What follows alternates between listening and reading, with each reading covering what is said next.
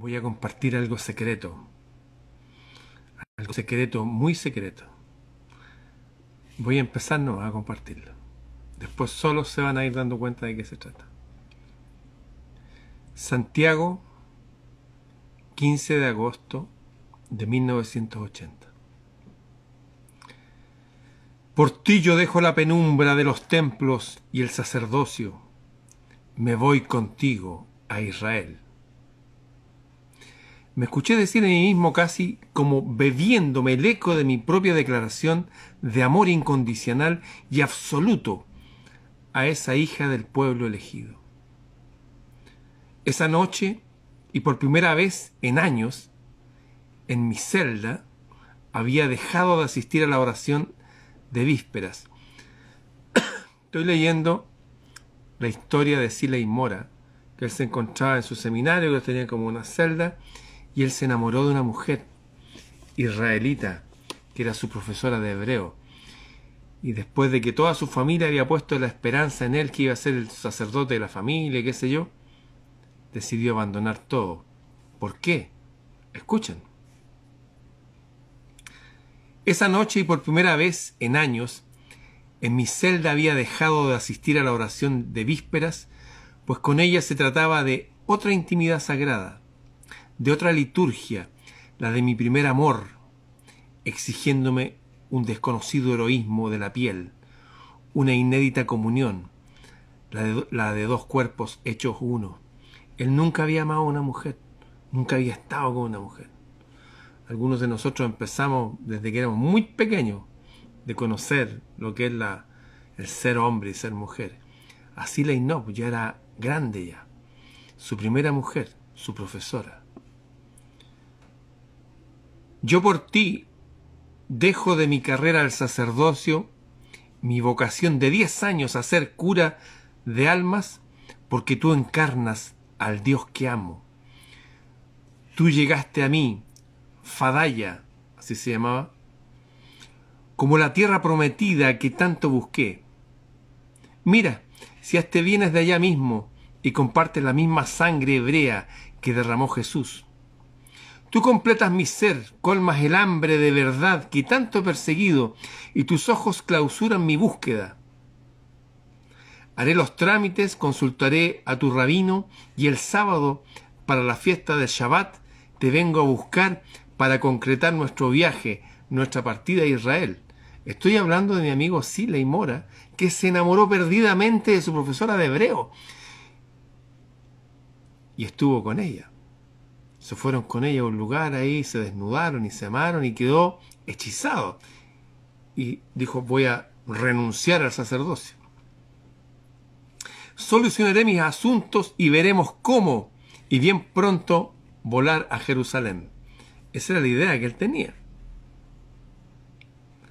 Así terminaba, con estas palabras, aquella despedida en un motel santiaguino.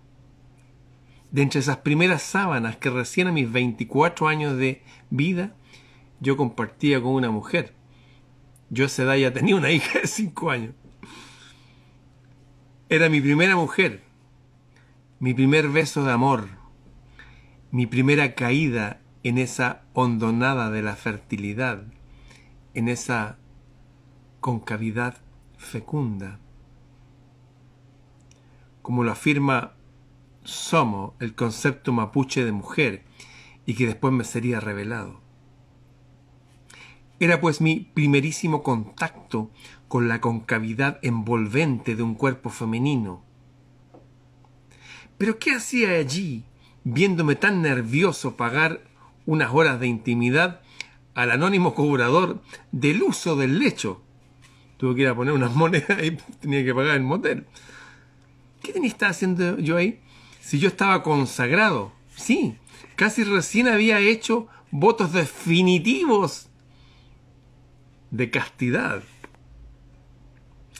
Me parecía que me delataba en todos mis gestos, que todos los ojos del mundo podían leer mi condición, que yo me esforcé tanto a ocultar con una imposible naturalidad. ¿Cómo es que yo había llegado a compartir la cama con quien era hasta hace unas horas mi maestra de hebreo, el idioma que hablaron los profetas y los santos más ilustrados de la fe. En verdad la culpa la descargué y la descarté bien pronto en unas líneas de escritura, el que muy luego puse por escrito en una carta renuncia a mi obispo. Para los que se están integrando, estoy leyendo una confesión de un hombre que conozco, que ustedes conocen también, y que la puso por escrito para sí mismo, para llevarla a otro, y ahora con todo el mundo, una historia que él vivió biográfica, que le cambió la vida para siempre. Y esto es lo que le escribió él a su obispo. Creo que el pecado no estaba en el acto mismo de conocer la intimidad de una mujer, sino que ir contra una promesa solemne hecha apenas un par de meses atrás ante el altar del Señor y frente a usted, Monseñor, la de guardar mi virginidad a causa del voto ofrecido al Señor. Porque lo de esa noche, aparentemente muy terrenal y algo propio de dos cuerpos desnudos, lo vivido con esa criatura que me pareció más del cielo que de la tierra, rebasan mi comprensión. Este misterio que acabo de vivir, ese hacer el amor con ella, ese entregarse a los brazos desnudos de una mujer, más que traición, lo siento una auténtica e inesperada gracia. Tanto más si provino de una hija bendita de Israel, la misma que me ha enseñado su bíblico verbo, el hebreo de la Kabbalah y de los Midrash, la base del Nuevo Testamento. En suma, su amorosa pedagogía me enseñó la Dabar, la palabra del poder celestial con que el Señor ha creado el mundo. Y esto vivido con ella, mi estimado Monseñor, lo considero infinitamente mejor, más sano y querido por Dios, ojo aquí, que ese antinatural revolcarse entre hombres, que yo sé bien que se produce ocultamente en ese seminario, en esta iglesia que hoy se ha vuelto en el refugium peccatorum. No necesitan saber latín para saber lo que estoy diciendo. Yo mismo, Monseñor, que por años he creído oportuno sacarlo de una buena vez en esa carta final a mi superior, yo mismo he sido acosado más de alguna vez por algún sacerdote mayor, el que invitándome a ayudarle los oficios de la Semana Santa, y luego de verlo en paños menores, en calzoncillo, metiéndose a mi cama, este me argumentaba que la suya era una parroquia pobre, sin más que una cama, que esta que tenemos que compartirla, mijito. La única que posee este párroco. Por supuesto que de inmediato me levanté entre perplejo, indignado y absolutamente desencajado por ese absurdo mayúsculo, inentendible de ver a un apóstol de Cristo engañar y sacar ventaja de la condición, de su condición de estar en una jerarquía mayor. Pienso así, se aprovecha de su ascendente moral con nosotros, los jóvenes, que nos escandalizamos de verdad de tan desviada la conducta de un pastor que se supone debía ser absolutamente clara, recta y honesta. Entonces, esas noches me iba a la iglesia a orar en vigilia delante del Santísimo Sacramento. Me entregaba a la oración frente a la hostia consagrada, suplicando que me ayudaran a entender tal extravío y pecado de quien yo admiraba tanto. Al llegar el día, todo lo dejaba en manos de la supuesta eficacia de mi oración, porque me daba una vergüenza infinita tener que denunciar a este sacerdote ante usted, a quien me parecía que iba a echarle encima un dolor insoportable, imposible de sobrellevar, demasiado gravoso e inútil de cara a sus sacrosantos deberes de representación del mismísimo Jesucristo, esposo de la Iglesia entre sus tan numerosos miembros y fieles.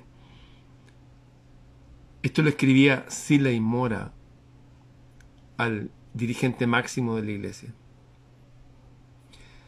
Aunque sé, monseñor, que la iglesia ha invertido una larga beca de 10 años en mí, en mi estudio y mantención, aunque sé que estoy a un mes de que usted y el colegio de consagrados me impongan sacramentalmente sus manos en mi tonsura, ordenándome sacerdote ad eternum, quiero renunciar a mi camino. Renuncio. Aunque sé que produciré una decepción infinita también ad eternum en mi madre y en una larga lista de ancianas feligresas que llenaron 2 buses en el viaje desde mi pueblo, desde Coihueque o del sur de Chile, no sé, como 600 kilómetros, para asistir y orar en esa mi ordenación. Yo en esta carta renuncio a convertirme en sacerdote, con el dolor profundo en mi alma de decepcionar a esas sencillas gentes que nos siguen hasta la muerte. Tenga usted a bien solicitar a Roma, al Papa, la dispensa de mis votos de diácono y notificar a la jerarquía no me abandono de la fe, no, ni menos mi compromiso con ese apostolado de extender la luz crística, sino abandono la liberación del ejercicio del voto del celibato. No quiero sentirme hipócrita un día más después de haberlos vulnerado. Tampoco quiero ser cobarde, aparte de estafar a las almas. Y a pesar de la honda soledad e incomprensión que ya percibo respecto de mí, tan desconocida situación futura, quisiera que usted me siga considerando un servidor de la mejor iglesia cristiana, la que debe reformarse y abrirse a los átomos de la verdad donde quiera que estos se hallen. Nuestro amigo Siley, en medio de ese amor y de esa, entre comillas, confusión, se da cuenta que no estaba mal lo que había hecho, estaba bien. Lo que estaba mal era lo que le querían enseñar adentro. A propósito, esto es sumamente parecido a Jalil Gibran, un libro que se llama El hereje, un día se los voy a compartir. Así le explicaba en una carta a mi obispo y superior, Carlos Oviedo, Monseñor Oviedo, súper famoso en Chile, escrita esa misma noche que me despedía de ella, en ese motel. Estuvo en el motel con la profesora y escribió esta carta. Se trataba de un hombre comprensivo, al que yo percibía, quizás demasiado ingenuamente, con la suficiente apertura como para entender las razones de mi renuncia y sus motivos. Digo ingenuamente porque su respuesta una semana después indicaba que mi caso se trataba solo como una puntual inmadurez, de lamentable desorientación, sin mención ninguna a una cuestión de fondo, de apertura mental para con humildad asumir las nobles verdades dispersas en otras religiones. En otras religiones los hombres se casan, los cristianos ortodoxos se casan, todos los apóstoles eran casados, todos tenían mujeres. El primer milagro que hizo Jesús ¿cuál fue? Sanar a la suegra de Pedro. Pablo decía que es necesario que los hombres de Dios tengan mujer. Asumir las nobles verdades dispersas en otras religiones, filosofía y cosmovisiones. Una apertura mental de separar la función sacerdotal apostólica de los votos de celibato. 2 aspectos muy distintos que por conveniencia la iglesia ha mantenido unidos por siglos. Claro, la iglesia junta riqueza y no tiene que mantener a un sacerdote y su familia, a su heredero, no. El sacerdote muere y se va, y llega otro. Y la riqueza pertenece a la iglesia y no se va en ninguna ramificación. Tampoco ni una palabra respecto a iniciar una investigación de la pedofilia y el homosexualismo clerical practicado con jóvenes seminaristas. Pero, ¿cómo sería desencadenar mi concreta salida del seminario, que por cierto se dio tan intensa como la noche anterior con mi salvadora? ¿Cómo había comenzado ese día, ese increíble 15 de agosto de 1980? Aquel día bisagra, día del poder divino y enmascarado al que iba a decidir tantas noches venideras y tantos mundos. Esa fría mañana de sábado, muy temprano, a las 5:30 am, debía de comenzar el retiro de mi curso de teología. Los 7 jóvenes que pronto en un mes más íbamos a recibir la ordenación sacerdotal de manos del cardenal que esa mañana tenía a cargo la misa y el sermón, era el cardenal Silva Enrique. Estaba el Papa y acá en Chile venía este cardenal, lo más alto de la iglesia. Era el cardenal Silva Enríquez, de quien yo era su secretario. Siley Mora era el secretario del cardenal máximo, Silva Enríquez. Era su secretario litúrgico en los oficios de la Catedral de Santiago, en la catedral, en la iglesia más grande, potente, antigua y significativa de mi país. El prelado ya estaba cansado y viejo, Silva Enríquez. Su vida la había terminado por agotar la pública y tan fatigosa defensa de por casi 10 años de los derechos humanos de unos y otros de la... Ustedes saben, acá se combatió el comunismo. Los comunistas fueron y mataron a 400 militares, 400 atentados más, los militares mataron a 1000 y tanto, en total murieron como 2134 personas. En fin, estaba cansado.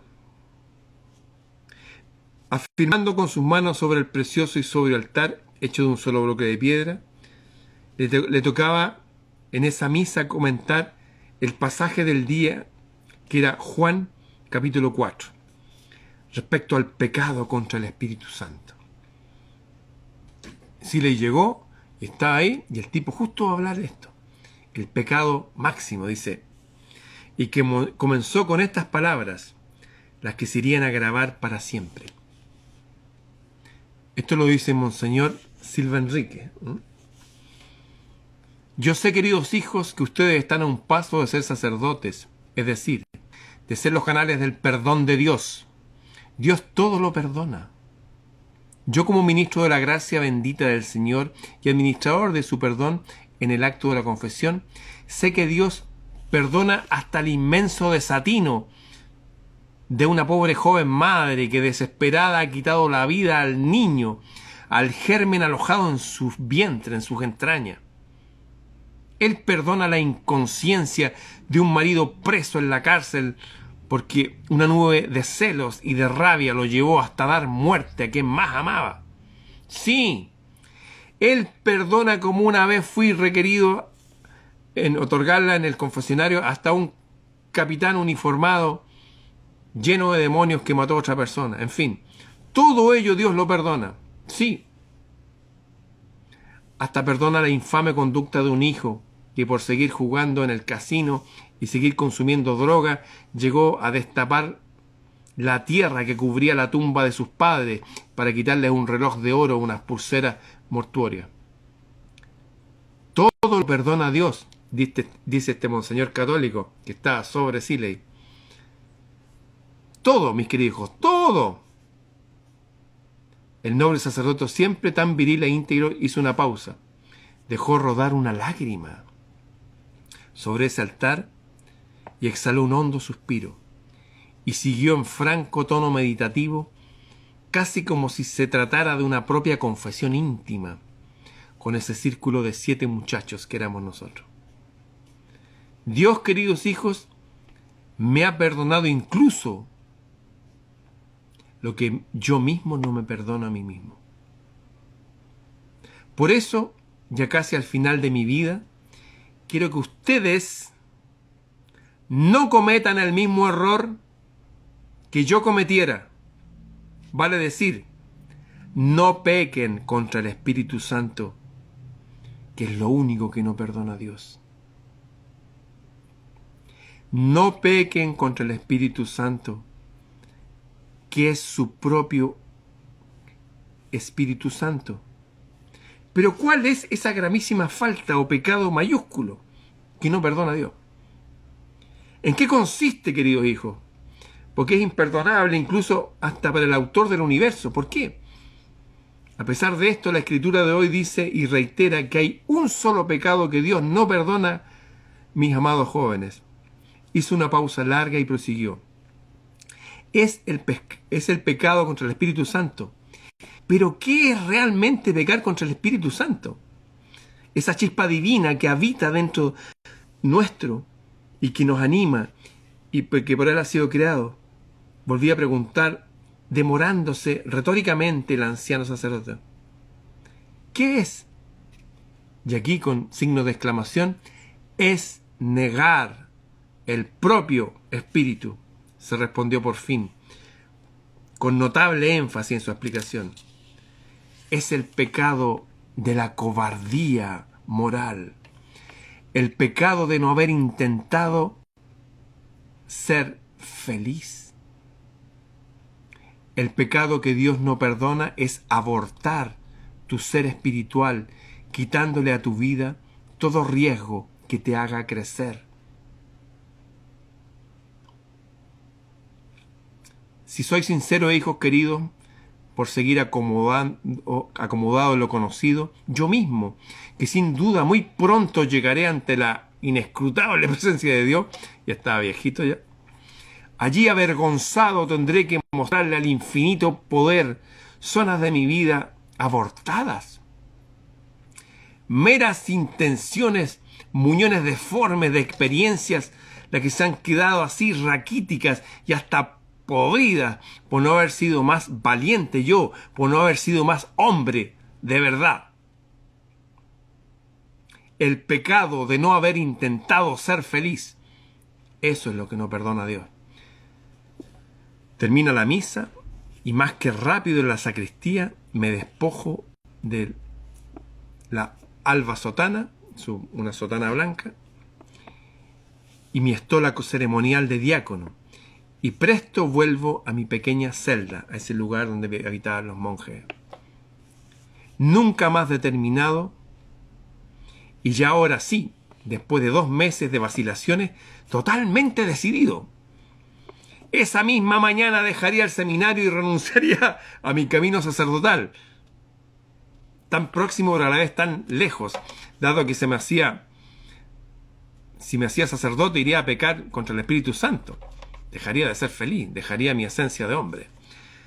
Si hasta me había enfermado porque mi cuerpo, ese viejo sabio de mi cuerpo, lo sabía, me había sobrevenido un insoportable dolor de espalda en la región sacrolumbar, que incluso me hacía caminar semi-encorvado.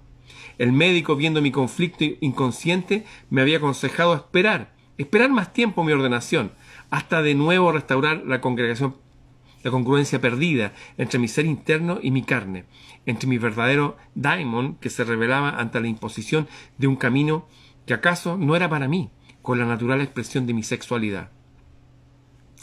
Y como esto no fluía, porque no era sabiamente sublimado, aparte de orar, estudiar y permitir hacer algo de deporte, nadie sabía cómo enseñarla. La energía sexual se emposaba y retorcía a la altura del primer chakra genital en un indescriptible dolor. Pero había llegado el momento, basta ya de más cobardía, esperando la circunstancia oportuna. Era el día, era mi día, frente a la perspectiva de la condenación eterna por pecar contra el Espíritu Santo, frente a la culpa y la angustia constante por comprobar en mi próximo cotidiano futuro que no era feliz, porque una vez me dejé llevar por la inercia de una decisión jamás renovada, por una vocación jamás actualizada. Uno no puede, una cosa que decidió de niño no tiene valor cuando uno es hombre. Jamás actualizada. Dudo que unos votos, los de pobreza, castidad y obediencia, me lo impedían, volviéndose en el refugio perfecto, en la elevada excusa para permanecer en la vida eclesiástica, era deber ejercitar esa salida. Tampoco el inconsolable llanto de mi religión, de mi religiosa madre, podría ser motivo. Y a pesar de que los seminaristas, las misas diarias, las misiones, la rítmica cadencia de lecturas piadosas del ciclo litúrgico habían sido y eran mi vida desde los 12 años, fecha en que partí a un seminario menor y solo interrumpido por 2 años en el liceo. Esa mañana decido marchar, sin nada claro, sin ningún plan B, sin la más mínima seguridad en nada, y solo confiado en que ella, Fadaya, su profesora, partiría conmigo a Tierra Santa. Así quemo las naves y salto a un vacío sin ninguna red. Arreglo mi sencilla maleta y no me dirijo a la oficina del rector del seminario, sino directamente me voy a una asamblea de todos los estudiantes con los curas formadores y allí pido la palabra. Y en 2 o 3 frases a todos les digo lo siguiente: hipócritas, me voy de este seminario porque ustedes viven una falsa tranquilidad culpable, con un estándar de vida muy lejos del camino cristiano. Afuera hay gente que es hasta torturada por sus ideas. Hipócritas, ustedes como los fariseos tampoco quieren ver la inefable presencia divina en todo. Solo adoran formas del pasado. Pero les recuerdo, la gracia de Cristo es presente. En fin, aquí les declara todo, les dice que son todos unos tipos, que hay homosexualismo en la iglesia, bla, bla, bla, bla. Esto es largo, ¿eh?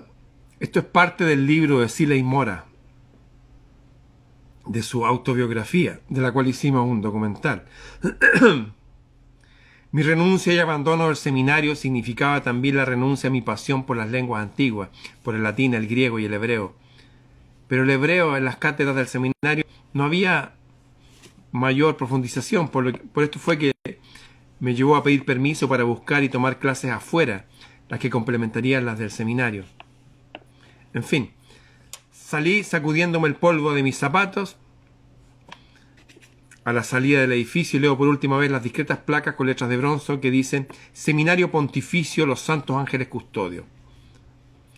En fin, se va caminando y llega a la calle Pedro de Valdivia y se asoma jadeante y eufórico con su maleta a ese bendito café. Sin mayor preámbulo, se junta con su profesora y le lanzo directo la más grande e inimaginable de mis noticias. Recién esta mañana he dejado mi vida de sacerdote por ti, amor. Vengo directamente de haber públicamente renunciado para ahora sí poder vivir sin reglas ni temores, vivir de verdad en el amor eterno junto a ti, mi amor. Pero también, sin preámbulo ni anestesia, Fadaya, ella, la profesora, me responde: no habrá tal viaje a Israel, Siley. Al menos contigo no, porque yo soy casada y tengo un hijo allá en Israel. Mi marido está aquí en el país y me rastrea, porque también yo le intereso demasiado a él. Pero, ¿cómo puede ser posible, Fadaya? Si tú nada me habías contado y yo... No me interesa, me interrumpe de cuajo. Lo que importa ahora es la verdad. Yo soy teniente del ejército, del Mossad. Soy agente del Mossad. Y la verdad es que me mandaron a hacerte clases de hebreo para infiltrar la iglesia chilena, porque Pinochet me contrató. El general Pinochet, para los extranjeros, el que había combatido el comunismo aquí en Chile en esa época. Tú fuiste mi principal informante, tú me diste información y yo te di a ti lo que te faltaba para hacerte hombre. Lo nuestro solo fue un bonito intercambio y no puede ser más que eso. Pero, dice Siley, y nuestros planes de viajar y vivir juntos, tartamudea ostensiblemente agradeciendo estar sentado y no derrumbarme de golpe al piso por un abrupto mareo que me inundó incontrolable. No podemos tenerlo, porque estoy en misión de inteligencia, ¿entiende? La que está por encima del amor. Pero de nuevo con un tartamudeo casi incontrolable, ¿cómo es que ese hombre es tu marido? No me dijiste nada. ¿Por qué se interesa demasiado por ti? ¿Acaso no te has separado de él? ¿Pero por qué te ha seguido? Porque tenemos un hijo en común. Porque él está a cargo de esta misión. Él también es del Mossad. Porque quiere saber más rápido y empezar a sabotear los planes de los curas con los detenidos y me exige saber, porque es mi jefe, además de mi esposo, dice, ¿quiénes son los curas comunistas de la iglesia? ¿Quiénes son los curas obreros y qué hacen los seguidores de ellos y del cardenal Silva Enrique? ¿Pero cómo? ¿Cuándo? ¿Por qué, mi Fadaya? No importa nada de eso ahora. Salva tu vida, Silei. Mi marido ahora te busca y ya planean matarte, porque sabe que te enamoraste de mí y sabe que todo se complicó al yo meterme tanto contigo. Yo, compréndeme, con amarte y desear que hiciéramos el amor solo, quise salvarte de esos curas. Perdón que lo diga, le dice ella. Agónico, tal como el rasueño del cordero, al ser carneado con un corte a la yugular, dejé entrever apenas un aullido inarticulado de dolor, porque el desengaño avanzaba brutal por mis venas desangrándome. Pero ahora lo único que quiero es que te salves, dice ella, porque tu nombre es un numen, tiene número dentro de ti. Sálvate y vete, solo a algún lugar lejano, porque mi marido te va a matar. ¿Por qué? Porque él es el comandante del Mossad, del Servicio de Inteligencia Israelí aquí en Chile. Vete lejos, al sur. Yo le diré que tú para mí fuiste solo un informante, nada más. No fue necesario insistir. No hubo besos, no hubo despedida. Un muerto bien muerto y rematado no puede disponer de eros, ya que un beso es señal de vida urgente. Caminé mareado entre lágrimas, sin ningún rumbo. Llevaba en mis zapatos más bien muerte urgente. No tenía conciencia de nada, ni de mis pasos, menos si llevaba algo o no colgado al hombro. Solo yo era quien apenas colgaba de mi pena infinita, yo colgando de mi pena infinita. Sentía que el cielo de Santiago me aplastaba. Por horas me parecía que el cielo estaba hecho entero de un gris hormigón, al que se me abalanzaba como un monstruo sobre mi aturdida alma, y el abismo que se me abría seductor a mis pies. ¿No será mejor aturdir y partir mi cabeza de una buena vez sobre el hormigón del pavimento allí, en un piso anónimo de la calle Pedro de Valdivia, a la altura del cruce de Don Nadie? ¿No sería más sabio de una buena vez lanzarme a las ruedas de estos camiones que pasan? O quizás para matar también de golpe, y tal como el desengaño me había matado a mí, y dejar de sentir la más descomunal de la soledad. Enfrentar el abismo de la realidad. En fin, se quería tirar al río, qué sé yo, hasta que de repente ¡plá! Un bus, ¿no? Una micro le dicen acá, tocó la bocina y él se dio cuenta y siguió caminando. Caminó de haber caminado muchas horas, porque llegó al Cine Arte Normandí, donde estaban dando la película Encuentro con hombres notables. Y él entró al cine y al ver esa película, que es la vida de Gurdjieff, el autor del Eneagrama, vio en la historia de ese niño, se vio a sí mismo. De hecho, Gurdjieff es igual a Silei físicamente, el niño. Bueno, la historia continúa. Esto, queridos amigos, es el libro que se van a llevar de regalo los que participen este día sábado. A las 21 horas tendremos el estreno mundial del documental Viaje al sentido de la vida, la biografía de Silei Mora. Este hombre que ha dirigido cátedras en universidades desde México hasta Chile, es considerado uno de los más sabios, más poderosos de Iberoamérica. Tiene más de 40 libros, habla lenguas antiguas y mapuzungún. Y un hombre que, bueno, aquí empieza su vida, su verdadera vida. Así empezó el cambio. Todos los que participen este sábado se van a llevar de regalo este libro en PDF para que lo puedan escuchar como audiolibro, para que aprendan de él. Los que quieran participar solamente tienen que escribir a rfentradas@gmail.com. Será este sábado 7 a las 21 horas. Los que no pueden estar a esa hora no importa, pueden ver el documental después. Va a ser algo inédito, va a ser algo que va a marcar una profunda huella en muchísima gente. Bien, queridos amigos y amigas, cometí la infidencia, leí ni siquiera el primer capítulo, leí esas pocas páginas que dan 10 veces más lo que les leí hoy día. Vienen con historias muy entretenidas y qué sé yo. Bien, los que quieran participar del documental, la historia de este filósofo, etnógrafo chileno, Siley Mora Penrose. A propósito, aquí está, se ve fuego ahí abajo. Es fuego que sale del agua en la isla Mocha, la isla sagrada de los mapuches. Es raro, hay unas cosas con gas, se enciende el océano. En fin, muchas cosas mágicas y maravillosas van a ser reveladas en este libro, y también seguramente consuelo para muchos que sienten que la vida ha sido injusta o sienten que cometieron cosas malas y no los van a perdonar. En fin, hay harta información, hay harta luz en este libro de un hombre verdadero, servidor del Dios del cielo, y que finalmente se fue transformando en un sabio. Al derrumbarse su constructo religioso católico, se abrieron otros